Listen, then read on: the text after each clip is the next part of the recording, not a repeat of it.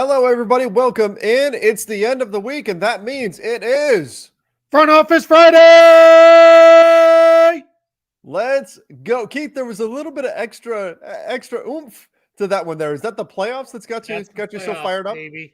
I am beyond excited for the playoffs. These are two of my favorite days of the year. We've got the 8 games in 2 days, 4 games Saturday, 4 games Sunday. Absolutely just a blast of a weekend if you're an NBA basketball fan, and I cannot wait.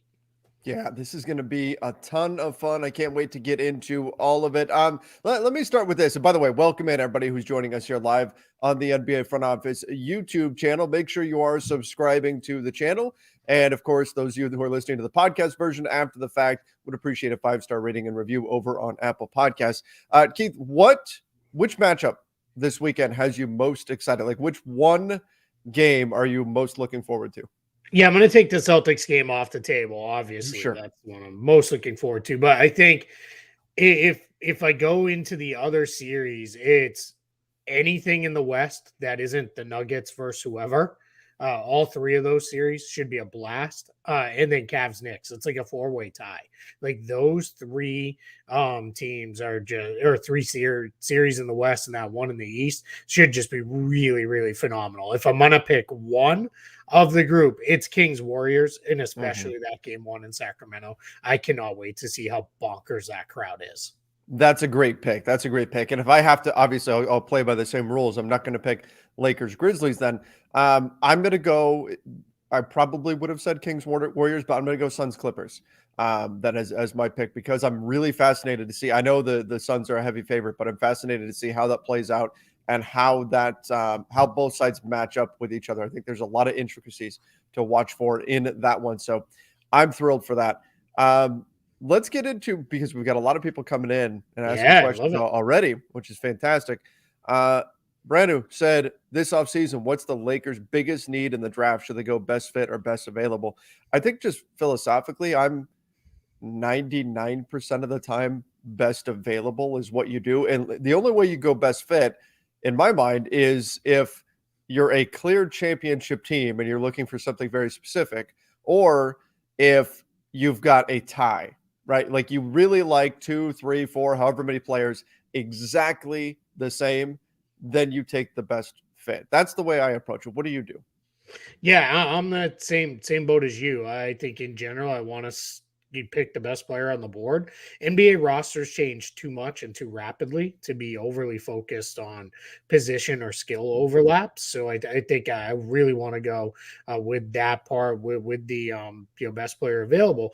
But I am with you. If you're a ready-made title contender and you need, let's say, a rim protector, you need a movement shooter, and there's one of those guys and it's not a reach, I don't have a problem with the team kind of going to snag one of those guys. But the reality is, for most contenders, it's going to be hard for a rookie, even a highly drafted rookie, to crack their rotation. So it's probably still, even then, best to just take the best player on your board and let them develop and figure it out as you go. Now, as far as the Lakers' biggest need, I was asked this the other day on Lakers Nation, and we're going to spend a ton of time on this over there during the offseason, talking about, what it is that they need and all that sort of stuff. But looking at this roster, I'm the guy that's always saying, get more wings, just get more wings, right? Looking at this, I kind of wonder if it's another big because I Sure. don't know if it's Wenyen Gabriel or Mo Bamba is the guy you want forever, out there, particularly as you're locked in night in, night out, backup and or starting big. It might be another big when I look at this roster now, depending on if you can keep Troy Brown, Rui Hachimura, the wings that you've Yeah. got on the roster right now. Yeah, I guess for me, I don't know that that's where I'd be going in the draft. Young bigs often take a while to Yeah. figure it out and come along, and obviously the Lakers, they don't have that kind of time for that. So I think it's in where they're going to be picking very likely in the first round is it's kind of in the middle, and it's just very that is where you're very wing heavy. I'll Yeah. add to that too. I'm just wrapping up the center positional preview for free agency for Spot Track. I'm really hoping I can get it done before I have to leave for State Cup soccer here in about the minute we wrap up the show. We're out the door for the weekend. So I am I'm hoping to get that finished up because if I can, what people will see is I have 25 rotation centers available Whew. in free agency this summer. Now, a couple of them will pick up options and make decisions. Maybe one or two will extend. And then all of a sudden you'll be in a spot where it becomes, all right, those guys will stick around. But yeah, it's a really deep spot. You can always find centers, right? You can really find some bargain centers there. So yeah, it's going to be really, really interesting. The parallels between the center position in the NBA and the running back position in the NFL are just growing and growing. Yeah, Seems like year by year. And you're right. I probably should have leaned more into the draft need. But even when I hear Lakers and draft, I'm like, okay, who are they trading for with their sure. draft pick? Because Yeah. that's And what and I look that's at.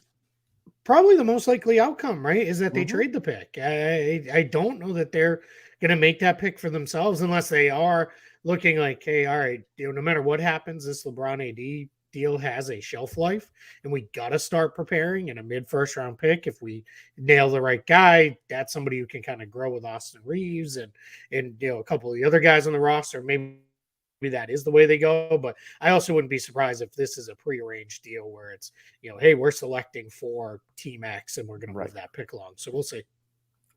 Tam the pessimist, who is by the way, Keith, this is the um, counter, I guess, the opposite of Matt the optimist, who works for Lakers Nation, Matt Peralta. But and he even used one of his pictures here and everything. But what are your opinions on the coach's challenge? How it works is kind of frustrating, not to mention the repetitive, unsuccessful challenges. There's been a lot of talk about, well, shouldn't you retain a challenge if you are successful with it, or how can you tweak it? I think where the frustration really comes in is when you're watching at home and you see something that's obvious, and then you have to burn a challenge in order to rectify that. And whereas you're saying, man, I shouldn't have had to use the challenge on that. I should have been able to save it for something later in the game, but I had to use it in that situation. What are your thoughts on maybe giving back a challenge if they get it right? Yeah, if we're going to keep the challenge system, I want the coaches to get it back. I think, though, then what I would like to see it's if you get a challenge right in the first, like, I don't know, 43 minutes of a game or something, 40, just basically down to the last 5 minutes. I would like to see it. I just don't want teams having two challenges in the last like 5 minutes of a game. Yeah, It's just good going to point. bog things down too much. But I do think, yeah, if you challenge an obvious call in the first quarter and you're right, you shouldn't lose your challenge for the whole game. You should get it back in that spot. I'll be honest, and this is maybe a little unpopular with people. I'd be fine if we just did away with the entire thing together too and Hmm. just said, hey, bad calls happen and you just move on. It is what it is. I just think sometimes it slows down games at the worst possible time. Now they've done better with what can be reviewed and when things can be reviewed and all that stuff. So, just as long as they kind of continue to keep the game moving, now that's what we want to see. I hate at the end of a game when it's like, man, we have this amazing back and forth game that's being interrupted by, five reviews and Yeah. everything else. Like, we just don't need that. Well, and it's become part of the routine for NBA players too. Now, anytime anyone commits the foul, they're doing the circle in the air, Yeah. saying, because nobody ever Out of actually bounds commits the play foul. with a minute into the game. They're like, Yeah. challenge it. It's like, what are we doing? Yeah. Yeah. It's so funny to me. Evaldis said, "Hi guys, please say something nice about the Kings and Sabonis, or I'm going to unsubscribe and not going to Oh, promote any man. longer." Well, we don't want to be the best kept secret any longer. So, the Kings are fantastic. I think the Kings. It's unfortunate the way everybody is just assuming the Warriors are going to win, like as though Yeah. it's a foregone conclusion. Look, I understand why the Warriors are the favorite. I picked the Warriors to win it in the series, but that doesn't mean the Kings can't give them a serious run. That doesn't mean the Kings can't actually win this series because they definitely can. Sabonis obviously would be a big part of that. So I think that's especially with their first playoff berth in 17 years. Like Hmm. I wish they were getting a little bit more love right now. Yeah, I do too. And I think it'll come tomorrow, right? Especially by the time we get to that game, tips off. It's the last one of the day. People will be, it'll be a love fest for them, especially that crowd is just going to Mhm. be absolutely bananas. And I can't wait for that. Nice things about the Kings. All right, so here's a thing I'm going to say about the Kings, especially as it pertains to this Warriors series. Kings are pretty good at drawing free throws. We didn't get into this when we previewed and predicted the series. They're pretty good about drawing free throws, and Mhm. the Warriors foul a lot, more than any other team in the league. So they're going to win. That's one way they can do it. Get downhill, draw fouls, get into them. A nice thing about Sabonis, I think he is 100% the clear-cut choice for the third team All NBA center. Mm. I think it's Embiid, Jokic, and then Sabonis. That's my order for All NBA teams, Yeah, and I think Sabonis has been great, as great as Fox has been, and I think Fox should probably win that new clutch award just because he he's was been fantastic. insane in clutch games. Those two guys, right? That's your engine. You're letting it run. So there we go with that. Yeah, love it. Love it. Nothing to add there. Let's get into Mr. Moob said, who do you guys have winning tonight? I'm actually really excited for this game.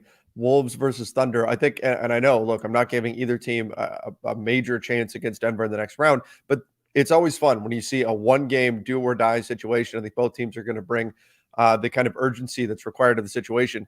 This commenter says they have the Thunder and the Heat advancing.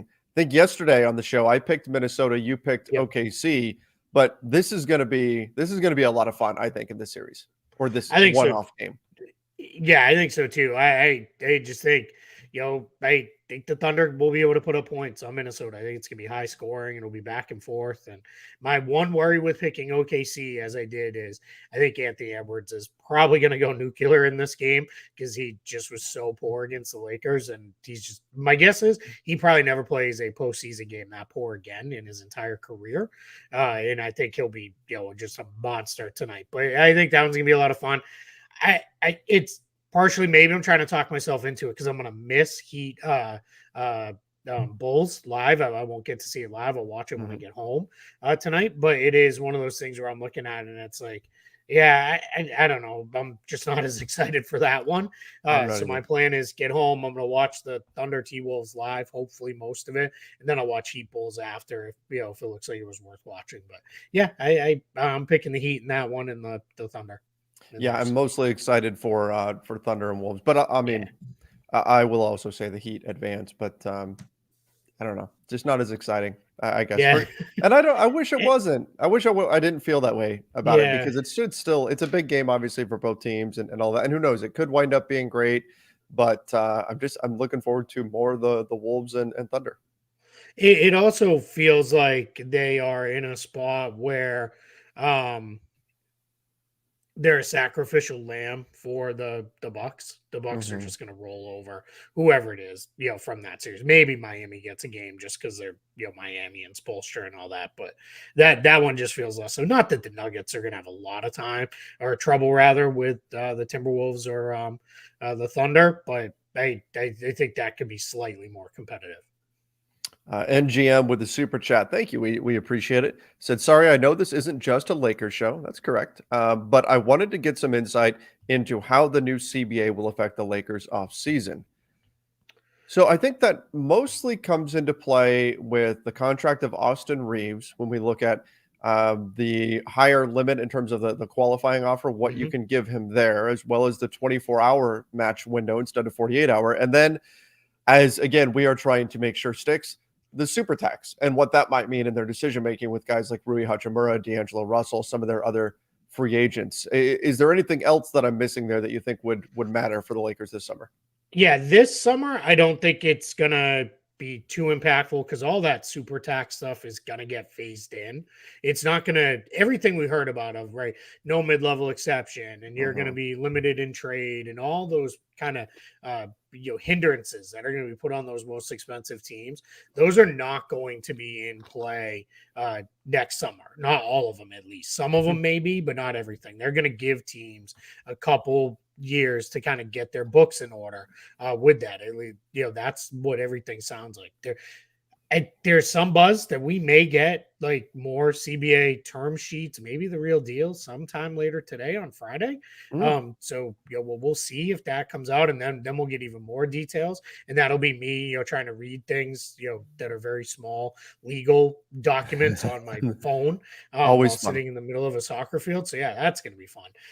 But yeah, we're in a spot where I think the Lakers should be able to do what they do. Where it will impact them is longer range planning, right? If it is, all right, we know what this is going to look like down the line. So can we lock into 25 to 30 million for D'Lo? Can we, match an offer sheet that's going to average 20 something million for Austin Reeves?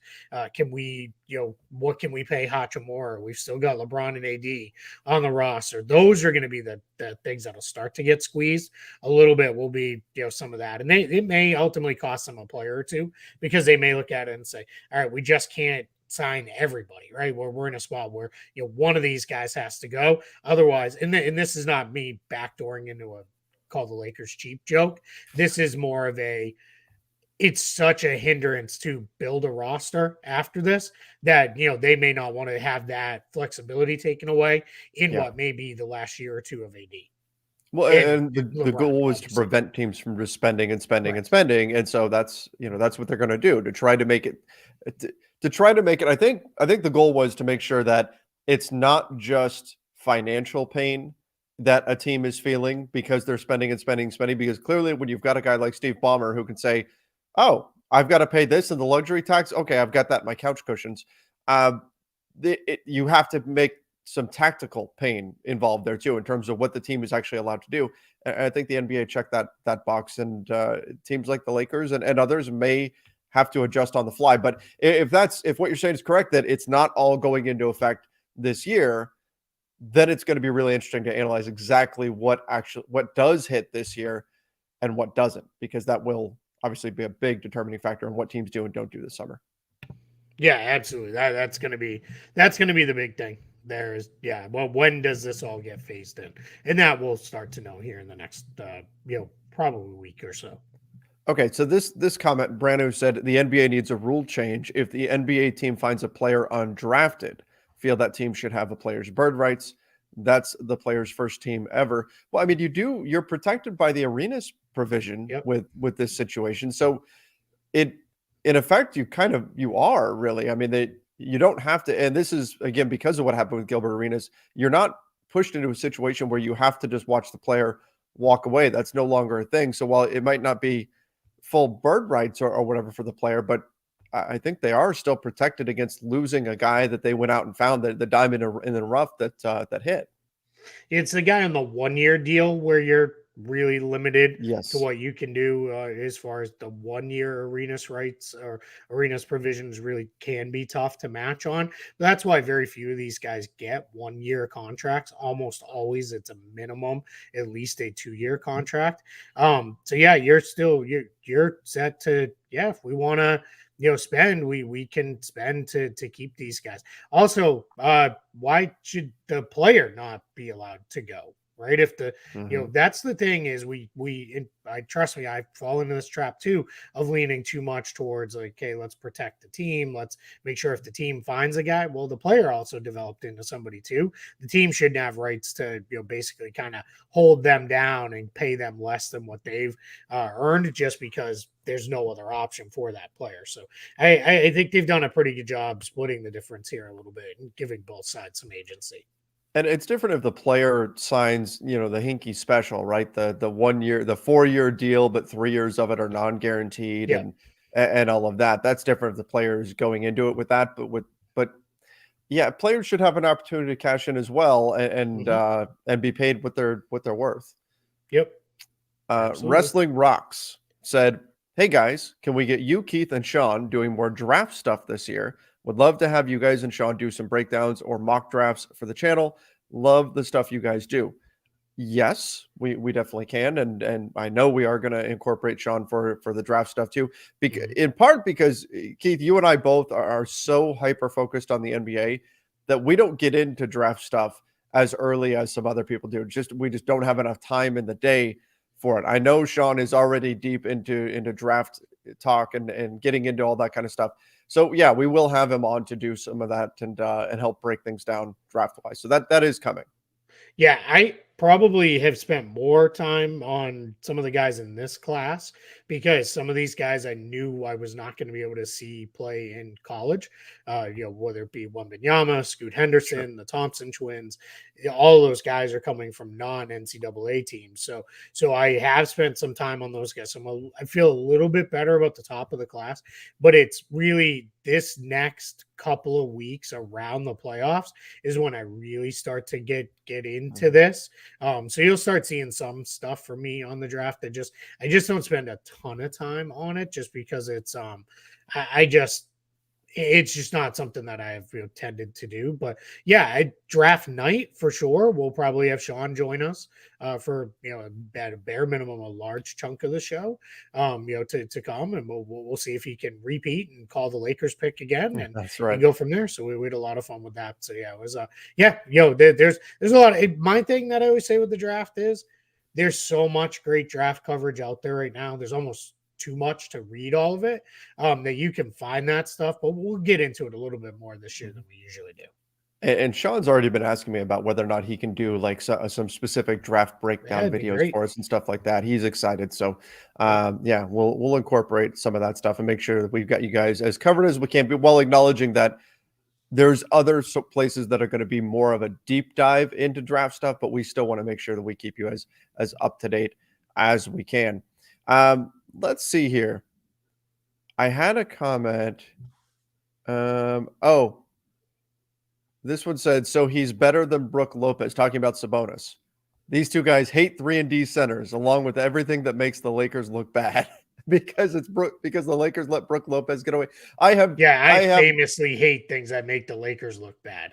Yeah, that's me. Keith's blood is green. Come on. Yeah, I have criticized the Lakers every time Brook Lopez has come up for Brook Lopez told the Lakers, I want to stay. I will take less money to stay. And the Lakers said, no, thank you. What are you thinking? yeah, that was a mess. That was ridiculous. But Sabonis better than Lopez. Yeah. Yeah, I mean, look, Brook yeah, Lopez has been great, but yep. yes, Sabonis is better. Yeah, I mean, Sabonis is like when you really start to dive into the numbers, he's like, I'm not saying he's as good as Jokic, but it's not like he's like miles away either. Like he's like Jokic light, and that has huge value within where the league and how things go now. I will also say too on Brook Lopez. So again, just piece isn't out yet, but it'll be out either hopefully later today or sometime over the weekend. I have Brook Lopez rated as my top free agent center that's available. I had guys like Nikola Vucevic and a handful of Christian Wood, a handful of other guys. So I like Brook Lopez plenty. I don't hate 3-and-D centers at all. It's just, that guy just likes to be critical of everything we say. So, we can move on. Well, and the hate gets thrown around a lot, Yeah. where if you have an objective opinion over something, it becomes, oh, you hate Yeah. that other thing. Like, hey, do you like Del Taco or Taco Bell? Well, I really like both, but I think I like Del Taco a little bit better. Why do you hate Taco Bell? Yep. That's Yep. not what I Well, it's not what I said my at all. favorite ones are the ones where it's like, you know what I really like? I like ice cream.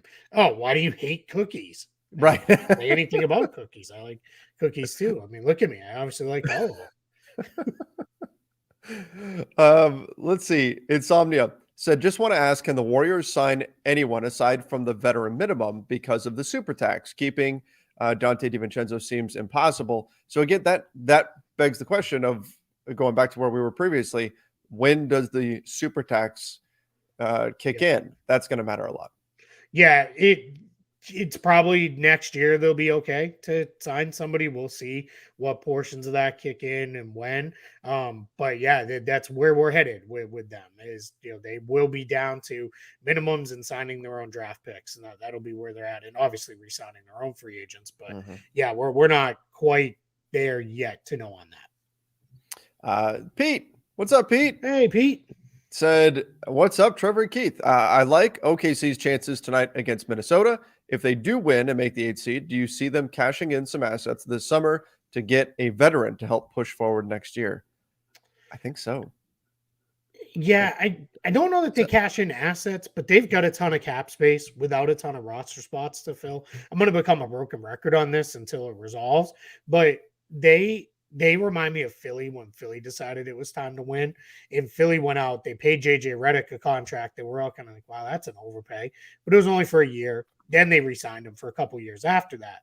But by doing that, as long as you keep the contract short enough, if they have a targeted need, let's say they're like, all right, we got Chet Holmgren coming in, but what we need is we need a real kind of burly center along with him. We need a real shooter, or we need a backup point guard, or whatever it is. They can overpay. They could give somebody like that. Let's say the standard valuation is 10 million. They could give that guy 15, 16 million, overpay him for a year, maybe even 2 years, and have it not hurt them long term, because you're not having to spread that money around to fill out 5, 6 roster spots. They've really only got a couple spots to fill, so they should be in a pretty good place to do that. And yeah, eventually we're going to see them package draft picks together and do some stuff. I think it's probably more likely we see them kind of do what they were able to do last year or we want to move up a couple spots in the draft. So here's 3 picks to move up 2 spots because we have a player that we really like and we want to make sure we come away with. I think that might be the way we see them kind of cash in those draft assets. Because again, it sounds very great to have 9,000 first round draft picks until you have to make them all, because you can't roster all those players. That's where you get stuck. So that's where I think Presti and those guys are doing pretty good. Hey, shout out Invisible Paint, first ever super chat. Thanks for making it us. That's pretty cool. Yeah, thank you. Definitely appreciate that. So I will say on this, I think that the word veteran needs to be defined a bit here. Like, I can't see them going and getting like Mike Conley or somebody who's 35, 36. I don't think that makes sense. But I mid to late 20s guy who's got a little bit of experience, I could see that. And I think that it makes some sense. Like, as much as you want to just keep stockpiling assets, I also think you have to show Shai Gilgeous-Alexander, who maybe would be getting MVP love if the Thunder were like a 4 seed right now or a 3 seed or something. I'm not saying he would win it, but he would be more in the conversation. That you're making that push to win, that, hey, we're not just going to build a run, that you're not going to have to wait 3 more years for the guys we just drafted to become something. Instead, we're going to try to push to win right now, and we're going to get you this guy. Again, I'm not saying you have to cash in all of your assets or hey, we're trading everything we've got. But I do think a move or two to say, hey, we're getting some win now guys, that I think may be important for SGA. Yeah, and I know part of the question was if they win tonight and make the 8 seed from Pete. And for those who don't know, Pete, original front office show co-host. That's right. Way back in the day. So shouts to him for being here and still always supporting the show. I think it happens no matter what. I think now they've shown, all right, we're here, right? We're ready. So now whether they win or not tonight, I don't think really matters. I think it's going to be, it's time to start pushing forward with this thing. And to your point, you have to paint a picture for Shai Gilgeous-Alexander of this wasn't enough, right? We want to continue to keep this upward momentum. So yeah, I think you're going to see the Thunders make some moves. By the way, guys, I'm going to put it in the chat right now over on the YouTube channel. I am doing a little playoff bracket challenge. It's totally free to enter. The company that's doing this, free to enter, doesn't cost you anything to play. All you got to do is pick who do you think is going to win each series and how many games it's going to take them to do it. And the top 3 finishers actually win cash. So check it out. Again, free to enter, totally free. Come compete against me and everybody else. Going to be a lot of fun. So I'm putting that in the chat right now for you. The deadline to enroll, it's in less than 24 hours now. So check it out.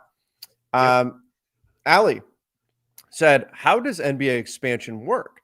Like, how do players get on those teams? Would the Grizzlies and Pelicans go to the East, Seattle and Las Vegas for new teams? So I guess working backwards here with these with this question, Seattle and Las Vegas, I think, would be the favorites to get to get the teams if they're going to add 2 teams.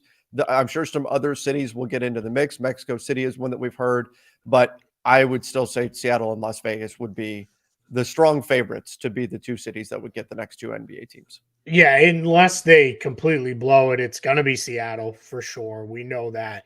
Las Vegas, I mean, they're already building an arena and they're Yeah. not building an arena for nothing. Now it's Vegas, right? So if any place in the world can afford to, it's there. But they're already moving forward with that. There's a sense the league wants to balance the coasts a little bit too. So that's 2 more West Coast teams that they can have, and just they really want to get to a point where they can have 2 or 3, 4 West Coast games every night instead of Yeah. just the handful of nights when the Kings, Lakers, Clippers all happen. Well, Lakers, Clippers at home on a weeknight's not the thing, but you know what I mean. Suns, Sure. Blazers, whatever. So they want to get to a point where they've got a couple more. Would the Grizzlies and Pelicans go to the East? It only need to be one, because otherwise you'd then rebalance, right? Because you'd add 2 to the West, which would take them there. So you'd only need to move one team over to have 16 on each side.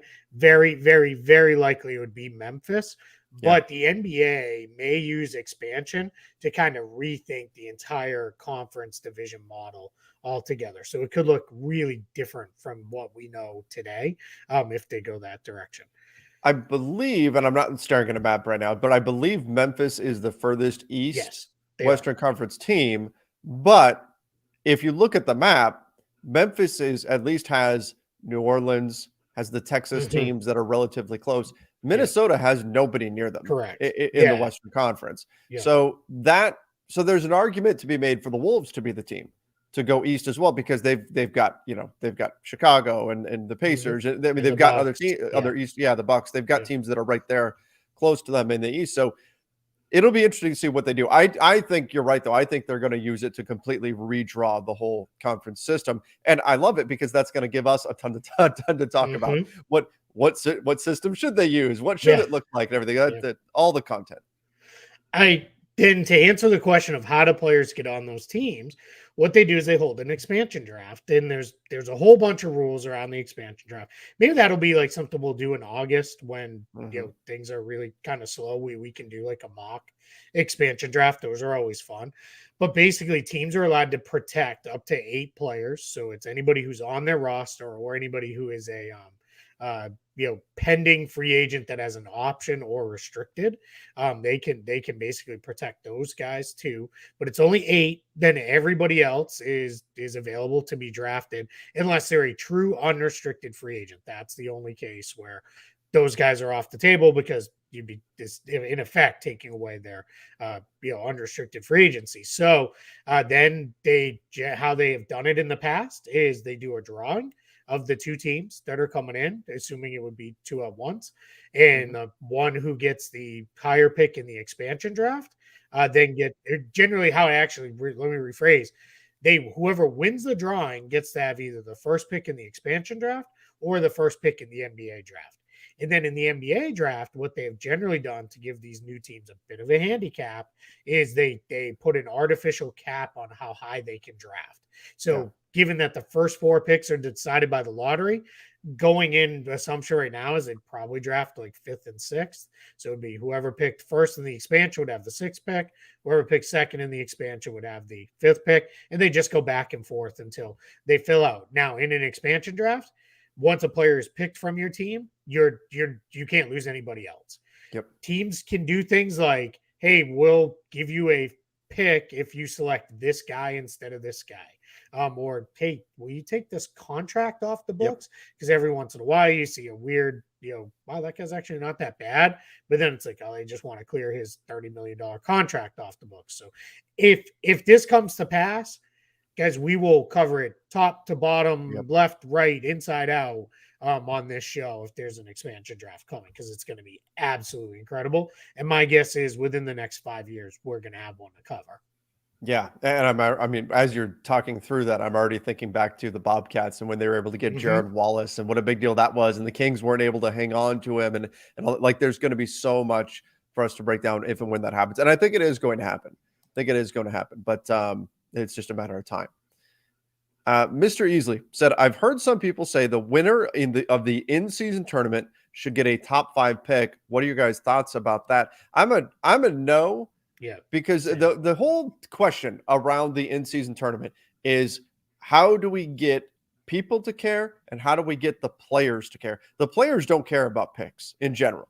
right? Because if you get a top 5 pick, am I going to go out there and compete extra hard? Yes, my team gets a top 5 pick. That just means we're going to get a guy that's really good that's going to come in and maybe take my job, right? Like that's not a lot of incentive for Yep. me. So I don't think that, and I think that's a maybe too much of a, like, just in looking at balance of power. Like if you get a team that's really good and wins a tournament, hey, here's a top 5 pick to add another really good young player to it.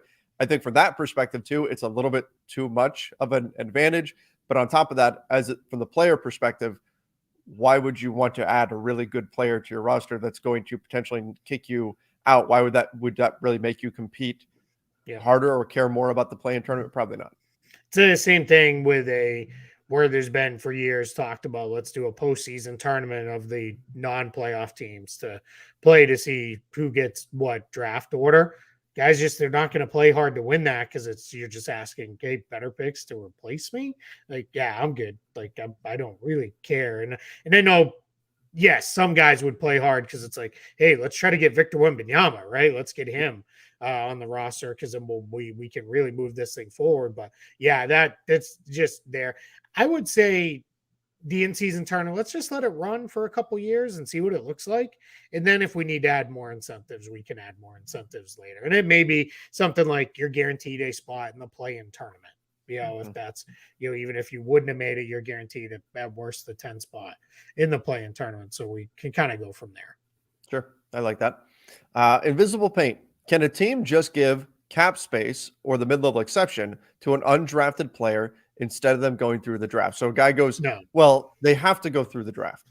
Yeah. So it's not like you can go before the draft. Hey, Victor Wembanyama, we'll give you our full mid-level exception if you just forego entering the draft. You can't do that. They have to go through the draft. But once a guy has gone all the way through the draft and nobody picks them, then they are a free agent. Now, typically you see those guys get, very, very limited deals, just minimum deals. That's what you see those guys typically get. And there's a reason that they went undrafted. But I suppose it is possible that you could pay a player more than that because they are a free agent at that point. Yeah, I think the big important part there is, to your point, every player has to go through the NBA draft as their entry point to being an available NBA player. So the example I use for this are guys like Milos Teodosic or Facundo Campazzo. Those guys came over to the NBA when they were in their, later into their careers, into their 20s and 30s. But those guys had already been through one NBA draft cycle. Albeit it had been, I want to say it was like 8 years before Teodosic even came over. So you're in a spot where, but they'd been through it. So they're NBA free agents. So that's how it works. And, there's all these rules on when you're eligible for the draft and not eligible for the draft and all those things. And yes, unless you declare as an early entry candidate and all that, but guys do eventually become auto eligible with that. So yeah, it's a spot where, it's one of those things, but no, you can't come through and say, hey, skip the draft and we'll just sign you. That's just not how it works. Oh, could you imagine the shenanigans if that was the case, if you had some way to do that?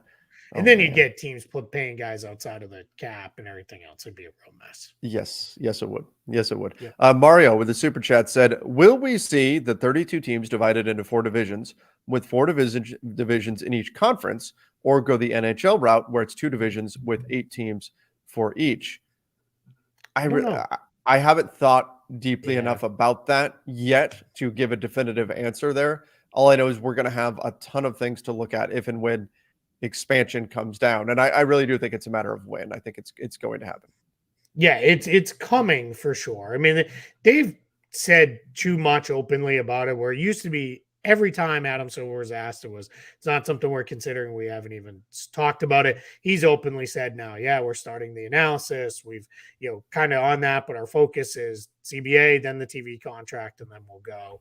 My guess is we're going to get CBA any minute now, maybe, or any day now, and then the TV contract that's going to come next year, and then right on the heels of that, my guess is we're going to get an announcement, and then it'll probably be likely 2 years or something with that. A couple people, because somebody asked too, do you think the NBA will go 1/3 to 16?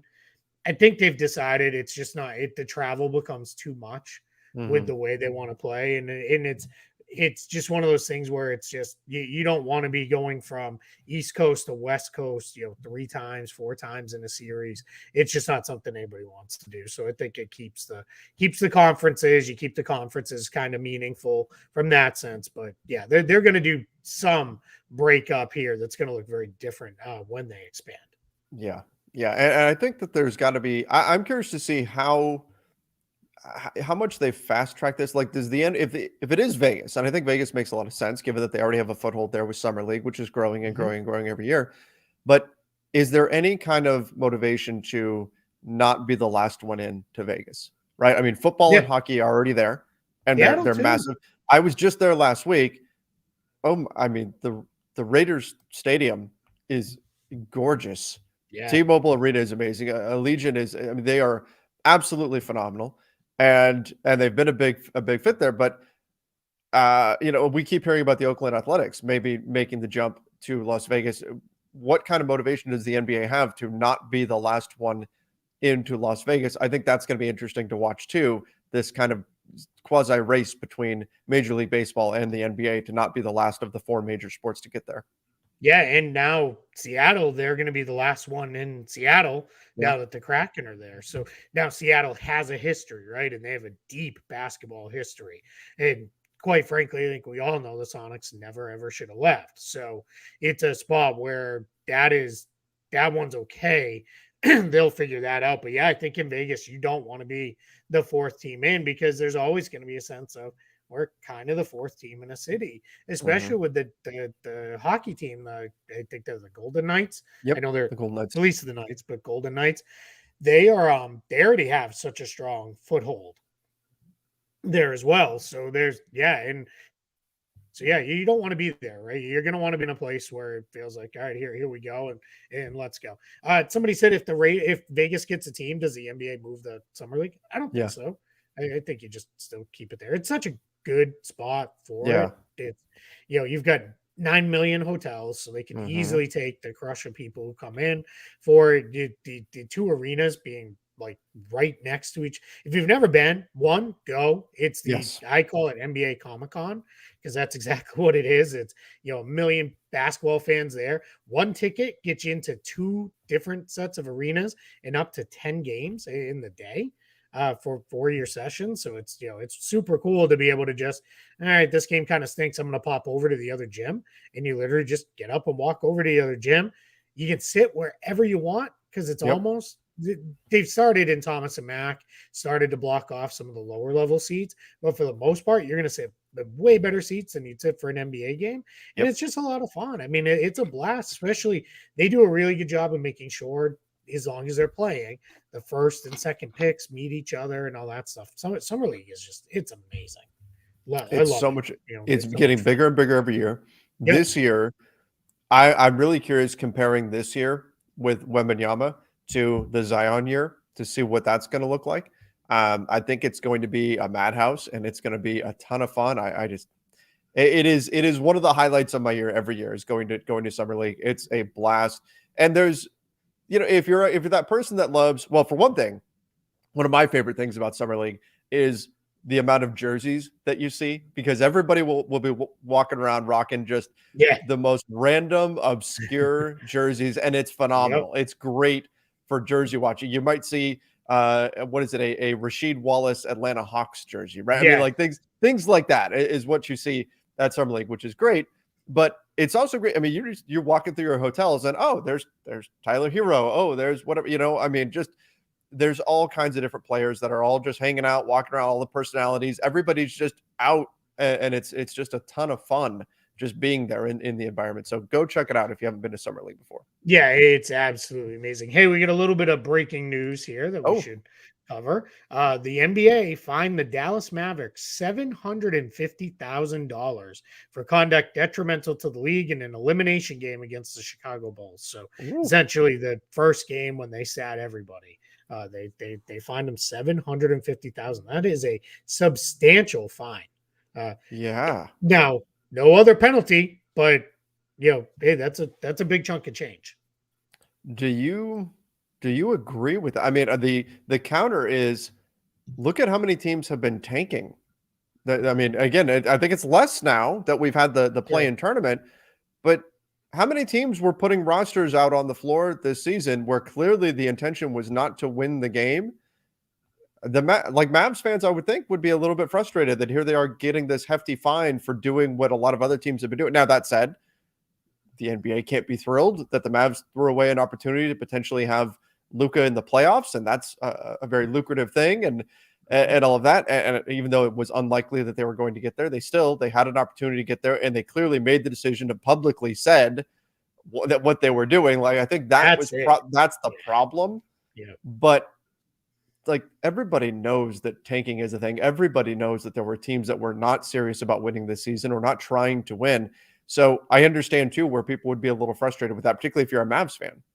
Yeah, you just can't stand up there and be like, "Yeah, we're sitting guys," and they openly said, "We're sitting healthy players." And then Jason Kidd Yeah. was like, "Yeah, we changed direction organizationally." So yeah, that's the problem. You just can't be that open about it, right? Like that is not the way you can handle it. So yeah, no, not smart. So we'll see if it matters. Yeah, with that, but it's it's a good chunk of change, right? So yeah.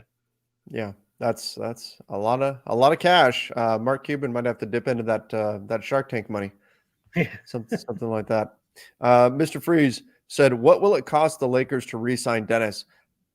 I don't know. I mean, he was great the other day, obviously instrumental in them beating the Wolves, but they'll probably have a taxpayer mid-level to potentially use. I don't. Maybe somebody comes along and offers him more than that. Could be a Malik Monk situation from last season where the Kings offered him more than what the Lakers realistically could. But the Lakers will have most likely, unless they do something we're not expecting, the taxpayer mid-level to offer him, and we'll see where it goes from there. Yeah, that would be my guess. Is it's probably that is what he gets is the taxpayer mid level. It's it's they can't really offer him any. Well, not can't really. They can't offer him anything more than that. So yeah, that'll probably be what he gets. All right. Kyle Hampton said, can confirm Vegas during Summer League is really cool. Absolutely. Hey, and Absolutely.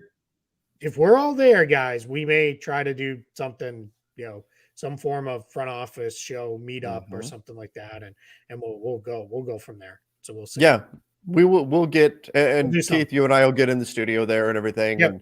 and do some stuff, and people you can actually come and watch the show when we're in the studio at with our network Blue Wire. You can come watch it at the Win. So yeah, we'll do something when we're there. All right. Brent T asks, sorry, I just want to get to this one because it's a often asked question. If Sure. a sign and trade triggers a hard cap, is it just for that year, the length of the contract? Just that year. Hard cap is only ever, well, it's a 1 year thing. So it would go away at the end of the league year. So Good stuff there. Yep. Digital Snowflake. Happy Friday, Latrev and Lakeith. Lakeith is actually, isn't there like a Lakeith Stanfield? Am I making that up? Isn't that an actor? I don't know. I might have made that up. That would be news to me, but I should probably stay to basketball and not pop culture. I think that's right, though. Someone will tell us. It's something like that. So, a couple people asking about Jaylen Brown. Here's my quick primer on Jaylen Brown. If Jaylen Brown is all NBA eligible and the Celtics offer him the Supermax and he says no, then you panic, raise the red flags, go nuts, go absolutely screaming and yelling and go, freaking out and trade him, right? And then they probably need to think about trading him. If he's not Supermax eligible because he does not make all NBA, then it's probably just he's not going to sign anyway. He'll delay it into next year, and you're not really going to worry about that. So yeah. Well, let's finish with this one. What is the hard cap tax apron at next year? This could still shift a little bit, but I know you've got the numbers, Keith. So, and I know as the numbers come in, every once in a while we hear, oh, it's actually a little bit higher than we projected, or a little bit lower than we projected. But based on current projections, what is that number sitting at? Yeah, NBA projected the salary cap at 134 million, the luxury tax line at 162 million. That'd make the tax apron about 169 million, about 7 million above. And then that second tax apron, should it come into play next year, would be about 172.5 million. All right. There we go. No, I'm sorry, 179.5 million. Sorry, 17.5 million over the tax. So yeah. Yep. There All we go. right. Well, good to know. He's the best free And agent of the summer just because I've been working on it. Guys, you can find all my free agency coverage over at Spot Track. We've got individual position articles up on each position: point guard, shooting guard, small forward, power forward, centers, hopefully today. Best free agent, it's James Harden, and then followed by Kyrie Irving. And then then it becomes personal choice. Probably Chris Middleton's the next best guy. And we'll see, how available any of those guys are. But yeah, go check that out over in Spot Track. We've got all sorts of really cool free agent stuff. I ranked every free agent and wrote about every single possible free agent. So it's about 200 players. So there's a little blurb on all of them coming, including the two-way guys too. So you guys can check that out. Keith has been busy. And now you've got a busy weekend watching some state Cup soccer. It's State Cup soccer. Go Florida Rush. There you go. Enjoy that. And I think with that, we will head off to the weekend. Got some good basketball on tonight to watch. We've got playoff games coming up this weekend. We will be back for the front office show on Monday to break everything down, all the latest news. I'm sure there's going to be some fallout from this Mavs fine, everything else to get into. But thank you guys for joining us here live on the NBA Front Office YouTube channel. Again, if you haven't done so yet, hit that subscribe button. We're pushing to 25,000 subscribers. Hit that subscribe button for us. Turn on notifications. And, of course, follow us over on Apple Podcasts, Spotify, wherever you listen to podcasts as well. Till next time, everybody. See ya. Stay safe and have a great weekend.